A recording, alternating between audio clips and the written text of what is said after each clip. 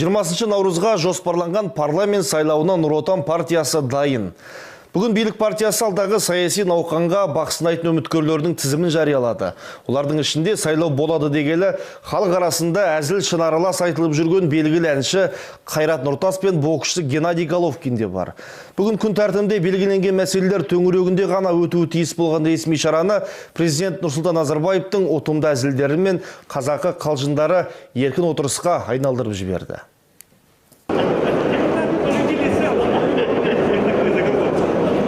Жуырда ғана тараған 5-ші шақырылым депутаты болған Мұхтар Тінікеев әлі күнге X деген тіркеске мойын сұнбаған сыңайлы. Жалпы бүгінгі жиынға келгендердің бәрі дерлік мәжілісмен атанудан дәмелі екен. Қоғамда депутат болуға лайық деп айтылғандардың бірі танымал әнші Қайрат Нұртас еді. Азаматтардың бірі бұл бастаманы қолдаса, екіншілері мұны сайлауға қатысты әзіл ретінде ғана қабылдаған. Ал әншінің өзі депутаттық үшін тіпті өнерден бас тартуға дайынмын деп отыр. Мен өнер адамына жанашыр адам, мен халыққа жақын адам. Сондықтан халық осы уақытқа шейін маған қошеметтеді, көтерді, қолдады. Ал енді мен халыққа қызмет етуім керек деп ойлаймын. Бір мандатты сайлау кезінде еш қиындықсыз халық қалаулысы атанған Дәулет Тұрлыханов болса, үміткерлер тізімін партия бюросы шешетіндіктен жиын қорытындысын күткеннен басқа амал жоқ дейді. Күткен жаманда күтіп сол тізім ішінде болса қуанасың. Қуанбаса соң кейін қайғырасың қатты.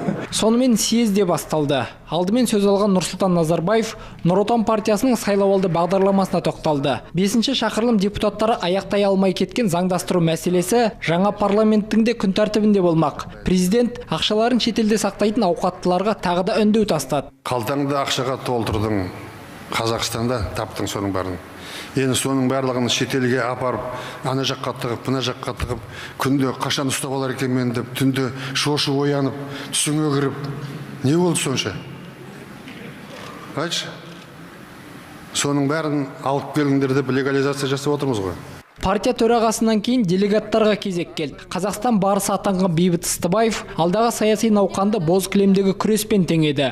Қандай сайлау өтсе де, сіз бастаған Нұр Отан бәрін алып та шалып та жығады.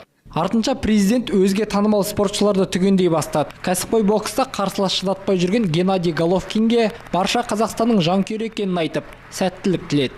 Гордимся. Побей их как можно больше и возвращайся. Нұрсұлтан Назарбаев әзілдесе де Геннадийдің Қазақстанға тезірек оралуы мүмкін сияқты. Жиын соңында Нұр Отан партиясы атынан сайлауға түсетін үміткерлер ішінде боксшының да аты аталды.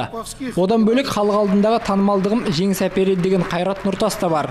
Ал тұңғыш президент туралы фильмде Нұрсұлтан Назарбаевты сомдаған актер Нұрлан Әлімжанов өз есімін естігенде таң қалмадым дейді. Қалай десем болады? Алдын ала білесің ғой енді тізім өйткені бұның барлығы өзіңнің жаңағы жеке өміріңмен мысалғандай құжаттарын сұрай бастағанда іштей сезе бастайсың.